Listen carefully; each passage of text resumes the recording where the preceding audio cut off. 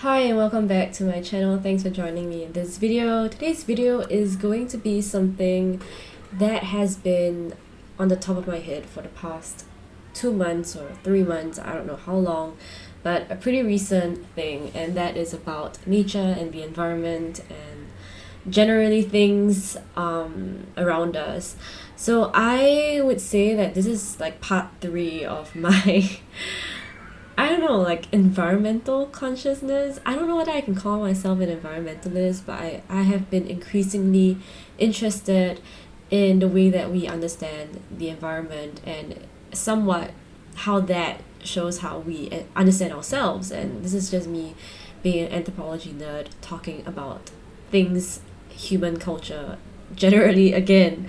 But yeah, so this is something that has been a topic in my head, and that is the idea of being ecological. As humans, we tend to perceive ourselves as really separate from nature. You know, in anthropology, there's this huge like nature versus culture debate, and it has been going on since like ever since anthropology was a discipline that was created, invented.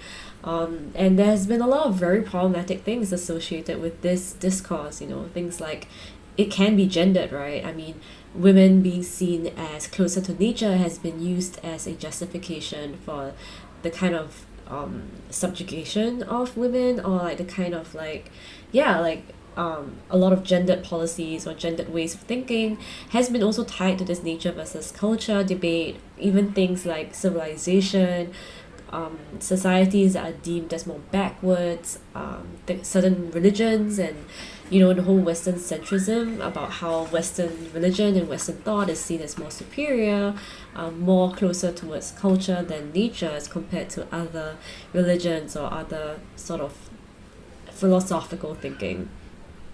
So I'm going to be talking about a few books that have sort of helped me in this journey. And what I want to talk about in this video specifically is about, yeah, like understanding the environment, understanding nature. And so I will be recommending a lot of nature writing in this video. But I feel like the field of nature writing isn't just about nature. It really is also an inquiry into how we understand ourselves and how we perceive the world, how we kind of interpret data, interpret the way that we organize our world depending on how we see the world. So nature writing is a broad category, and that is really like the tip of the iceberg. There's gonna be some books that are a bit more scientific, some books that are a little bit more spiritual, some books that are sort of like an interesting match, like an interesting mix of all of different sort of things. But I would like to say that yes, all the books here are nonfiction. I'm not deliberately trying to find nonfiction. It's just that I tend to find nonfiction books a lot easier. But I am extremely open to reading fiction books. So if you have any titles that sort of go along the same lines of ecological thought, ecological senses, or sensibilities, or even, you know, interrogating the question of human and non-human, I would really love to read those titles. So drop those down below, because I don't know, something about me, I just can't really find a lot of good fiction titles on my own. It always tends to be from other people's recommendations that I can find really good fiction titles. But anyway, this is such a long introduction, and let's finally get to the books. So the first category that I have is science and nature writing. Now in this category of books, the books are a lot more accessible. I would say that these books are kind of written for more of a public audience, more of a, you know, like easing into the idea of environmentalism, or the idea of nature as something a bit more than just enjoying the little beauties of nature in the world. So the first book that I want to really recommend is a book that I actually finished this month, and that is Entangled Life. How Fungi Make Our Worlds, Change Our Minds, and Shape Our Futures by Merlin Sheldrake. This was a book that I've seen in my TBR for like a really long time, and I've seen a lot of people talk about it, read it.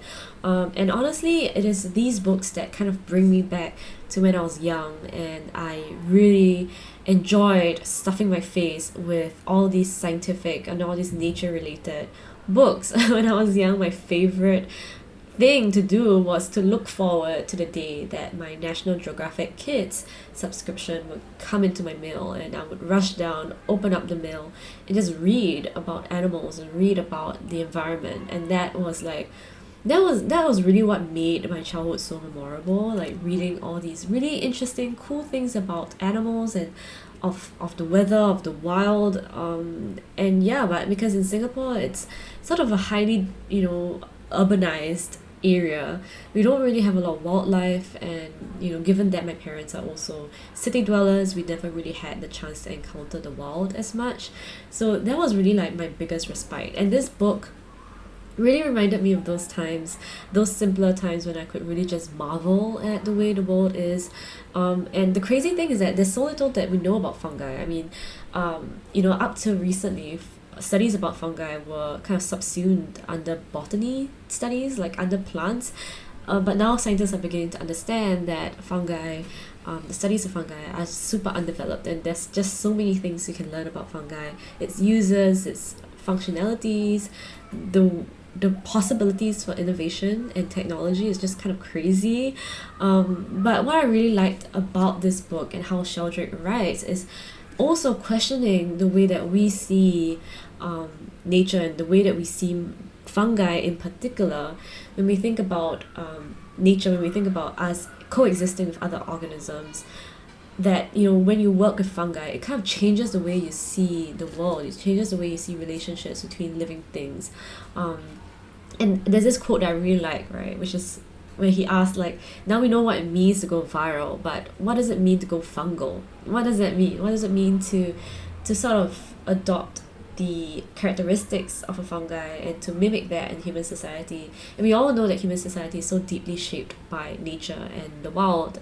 It's just that we don't like to admit that. We don't like to admit that so much of our technology is really shaped after nature, because nothing comes out of a vacuum. The way that we invent certain things are inspired by nature. So many of our kind of eureka moments are also from understanding the intricacies between the relationships and the environment. So I think this book is a really good reminder of that, and I would think that this book is actually really easy to get into, even if you're someone that has never really read about nature or has never really read about like living, I don't know, like scientific things, because this is not too scientific. This reads really well and really smoothly. Sheldrake is really great at storytelling, so that's why I want to recommend this book as like a starter book if you're looking to get into nature writing or to start to think about ecological ways of being. This is a much easier book to get into as your first few steps. So this book, and I would say in a similar vein, this book by Yong, I Contain Multitudes, The Microbes Within Us and a Grander View of Life, would be a very interesting follow-up, or I guess companion piece to this one, because kind of like both books talk about expanding our view of what makes an individual. The fact that no one really lives in isolation, the fact that even our bodies are so heavily reliant on all these so-called foreign organisms, and what is the idea of foreign? What is the idea of an individual unit of life?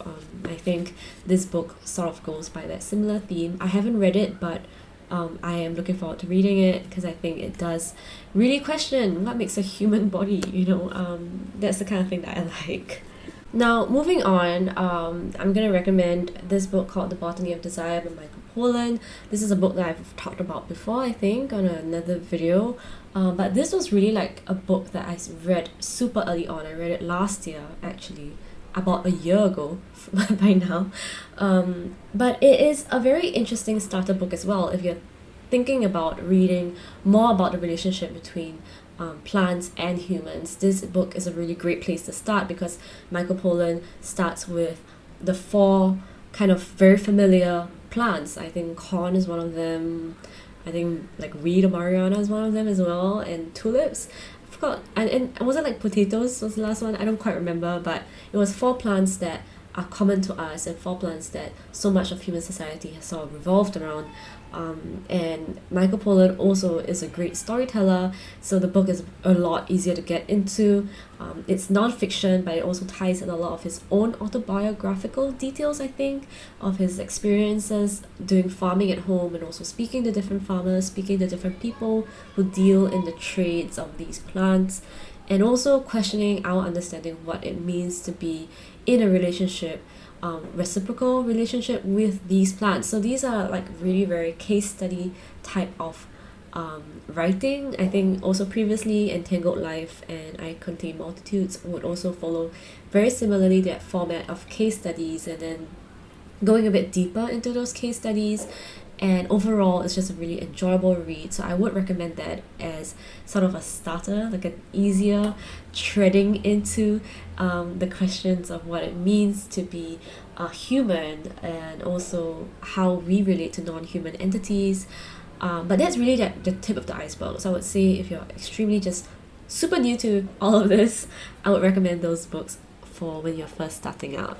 There's this book as well called Wilding, The Return of Nature to a British Farm by Isabella Tree. I have not read this, so the disclaimer here, but I've heard really great things about it.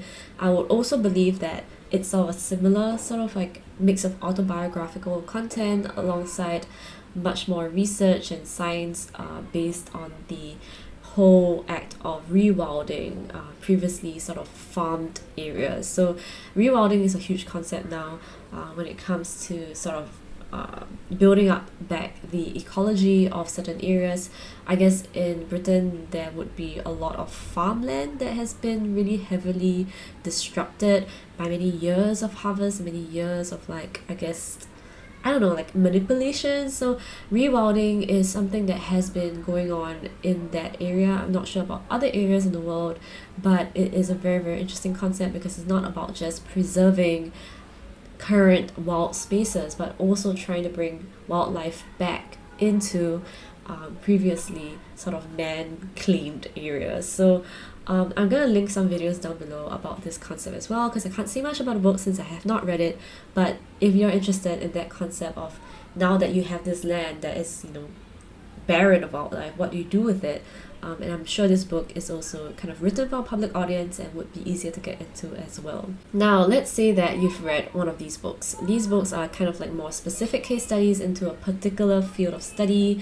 And now you're like, wow, I think it's kind of cool. I kind of want to know a bit more. I kind of want to question myself a little bit more. I kind of want to feel it a bit more. And I would recommend these two books for you exactly. And that would be Braiding Sweetgrass, Indigenous Wisdom, Scientific Knowledge and the Teachings of Plants by Robin Wall Kimmerer, as well as Strangers, Essays on the Human and Nonhuman by Rebecca Tamás.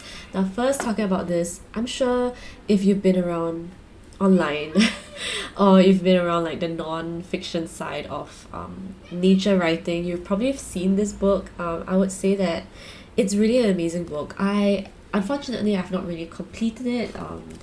I've sort of dipped in and out of it, but every time I dip my toes into this, it is such a beautiful prose. I think Robin Wall Kimmerer is just so amazing at writing, and why I recommend this book, like sort of after those case study specific books, is because this book is a lot more sentimental, and it talks about the feeling that we have towards the environment and the way that we interrogate our relationship to the environment. So I would say it's like a one step further. It's not just head knowledge, but now it's also about the heart. It's about understanding why the environment and why the land is so central to our way of living, to our sense of self. And I really, really love how Kimmerer blends both her scientific experience with her indigenous like way of being, because this is also an inquiry into what it means to be indigenous and what it means to be someone that's so in tune with your environment, and to understand nature as something that is you are a part of. You know, it's not just like your headspace. You can understand it theoretically, but it's also about feeling that connection to your wider environment and to how you see yourself and other people and other sort of persons whether they are non-human, how you see them and how you give back to them. And what I really liked about this, I guess as an ex-anthropology student, is I really love reading more about the kind of gift economy, or the sort of reciprocal relationship that Kimmerer talks a lot about, because this is something that has been evident in human society for a really long time, the idea of a gift economy. And there's also some critique about how, a gift economy is not seen as something that's free, give and take. And when we have a commodity-based economy, which is what we have largely now, we start to see things as alienated from their meaning, or alienated from their sense of life, and that is a huge problem, because once we don't see the life in these human actors or even non-human actors, we start to exploit them. The fact is that in a gift economy, you don't see things as exploitable resources. You see them as sort of a mutual exchange of things, and which is why the gift economy is just not a free give or take. It is an exchange of value that is really supposed to be maintained, and there's mutual trust. Nowadays, when I think about it, I don't know whether I trust as much as I thought I should be trusting. For example, like trusting your boss or trusting your colleagues. I just generally don't feel that sense of like reciprocity as much as Kimmerer talks about, and I think that kind of gave me a potential, like a potential to look forward to. How can I better embody this giftness? How do I better embody this reciprocal relationship that has nourished humans and non-humans for centuries in the environment? How do I embody that now, today, in this sort of capitalistic economy that we live in? How do we think about that? And I think that's also kind of relevant to my previous video on degrowth. So if you haven't watched that, you can also check it out. I think that is very closely tied. Ecological way of being is also very, very, very strongly tied to ideas of degrowth, because it is by alienating ourselves from the environment that we have enabled this sort of obsession with growth to take root. But once we understand our place in the world, and we understand that we cannot see ourselves as such separate individual entities anymore, and we start to build relationships of mutual trust and reciprocity, then maybe we don't actually need to grow that much. Maybe we can think about abundance instead of scarcity. But I'm just talking here. I have not fully fleshed out all these ideas and enacted them, but these are really interesting food for thought if you think about it. The next book that I want to talk about is this book here called Strangers: Essays on the Human and the Non-Human by Rebecca Tamás. These are really short essays, but they are extremely effective in a way that it kind of just sticks to you. It kind of just like latches on, and it sticks for a while, and you regard it, and you're like, that makes sense. That makes a lot of sense, but there is a bit of gap in between those different phases when you read this book, and it's very easy for the words to just fly over your head if you don't give it much thought. But honestly, you have to really linger on the words a little bit more to really appreciate these essays. And I would say that I would recommend this book after you've been thinking about what it means to be ecological for a pretty long time. So I would not recommend this to like people who are just starting out, because you wouldn't really understand what the author is trying to do if you've never really thought about the environment, if you've never really thought of yourself as like being so intricately tied to the whole web of life. If these are very new ideas to you, this book may not be as impactful. I would think that this book really makes a huge difference after you've read multiple things about the environment, and you start to want to really question a lot more on a philosophical level and a more of an affective level, like emotional level, the kind of dark and disturbing areas of what does it mean to admit that you are someone that is as fragile and as vulnerable to the ways of life, to the kind of mercy of the force of life around you, rather than to see yourself as some invincible being. I don't know, that's what I took away from the book. I don't know whether everyone else felt the same way, those that have read the book. Okay, so I really liked this one essay that's on pain.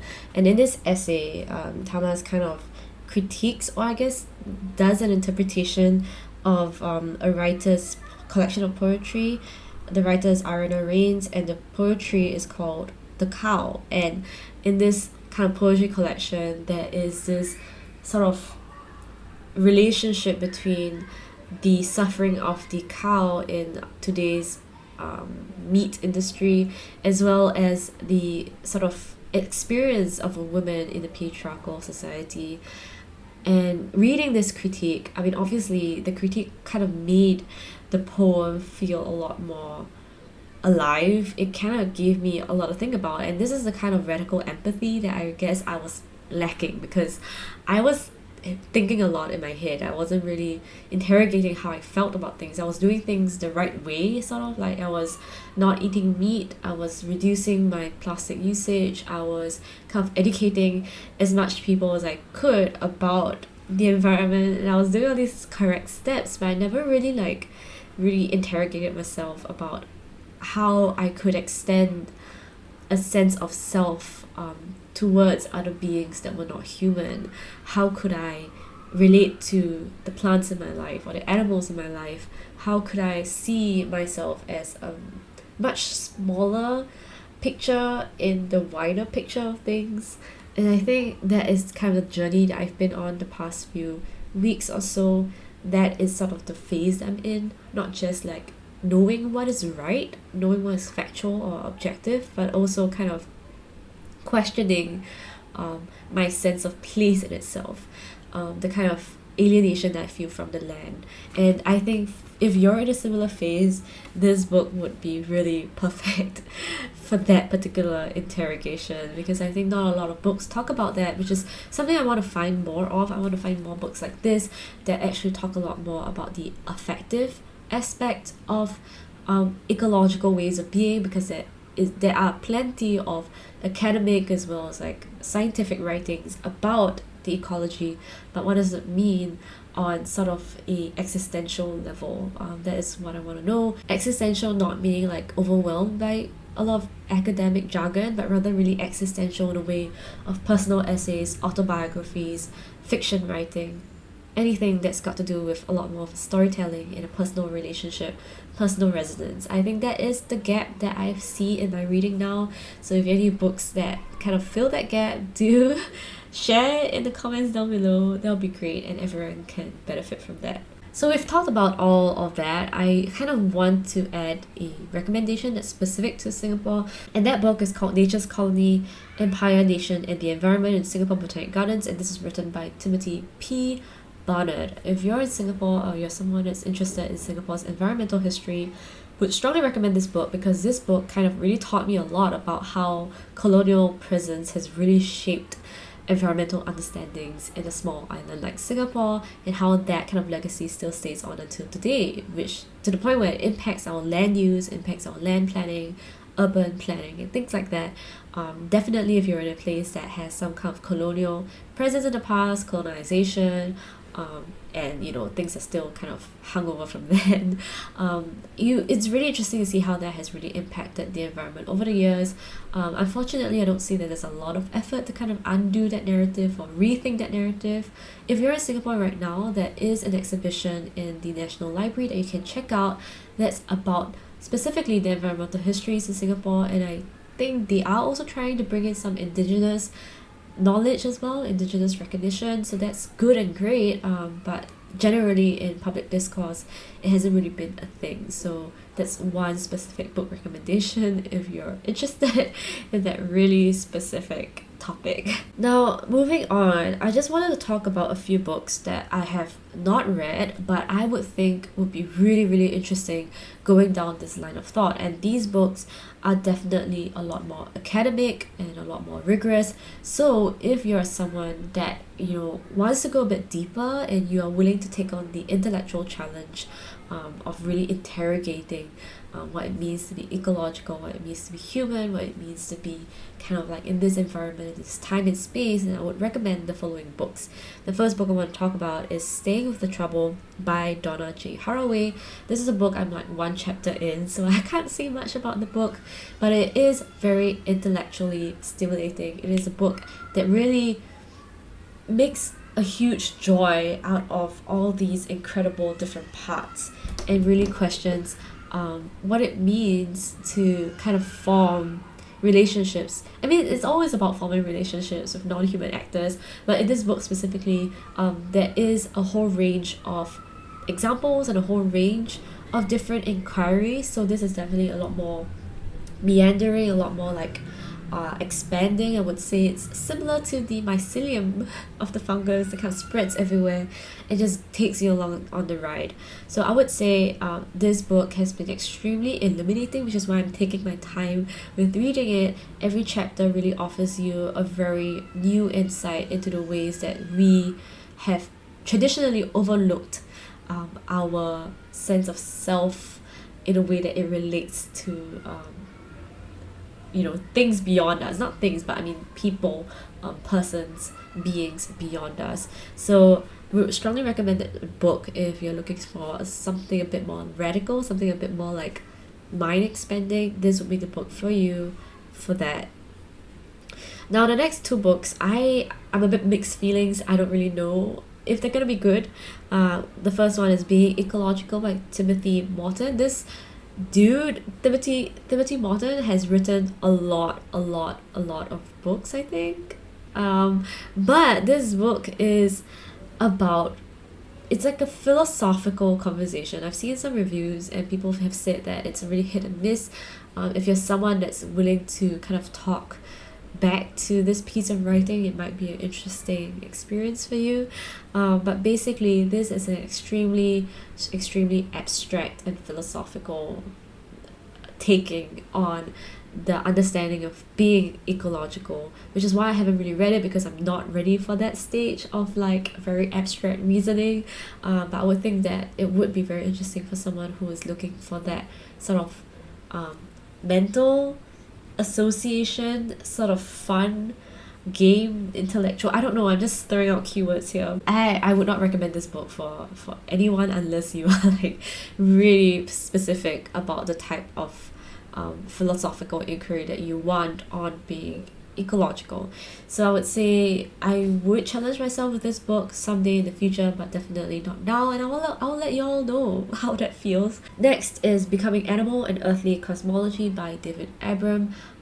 This I have not read as well, but it sounds really promising. It talks about things that are, you know, not just scientific, that also talks about religious belief, spiritual belief. I think there's also a bit of like shamanism involved in this process.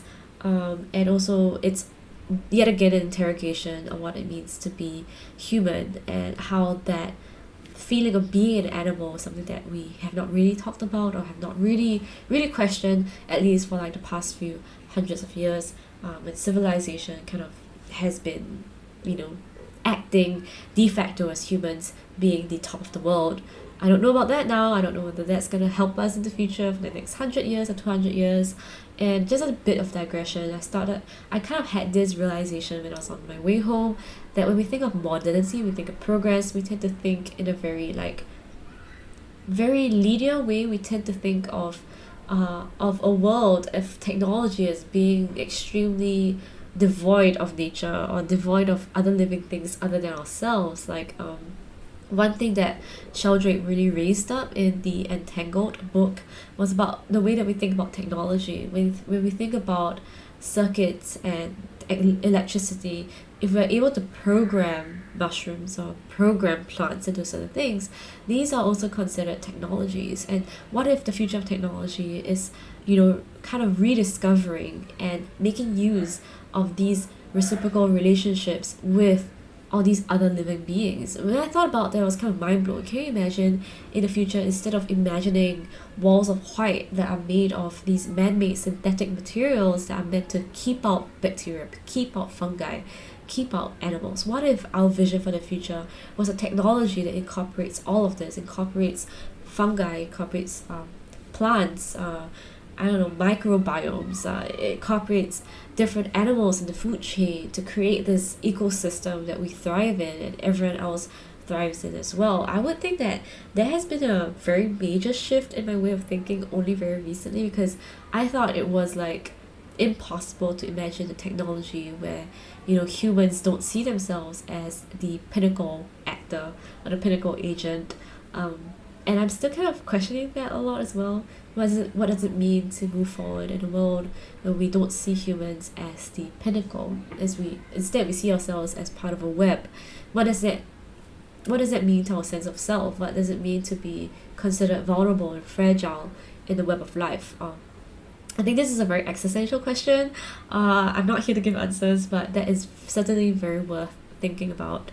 Now, I've talked about so many books about the ecology, and I would say that this journey has been really fulfilling in some ways. I kind of went from just being interested in climate crisis and climate change and about the environment to sort of really questioning how I understand nature and what does the word nature really mean. Thank you for joining me in this video. I hope it was interesting. I hope these books kind of inspire you a little bit to think about, you know, not just humans but also a lot of things beyond humans. The idea of paying more attention to life beyond us is not really new.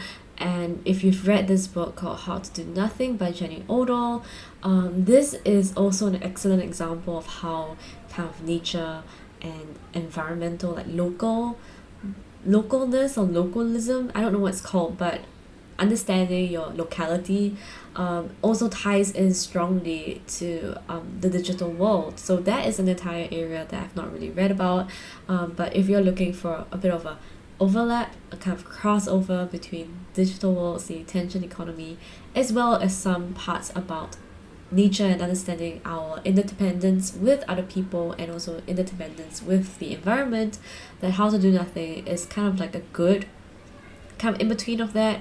But I would think that there would be more books that talk about this, but I just haven't really found them yet. So yes, thank you once again, and I hope you enjoyed the video. If you did, do let me know, I guess, by like liking or commenting or like just sharing this video with people.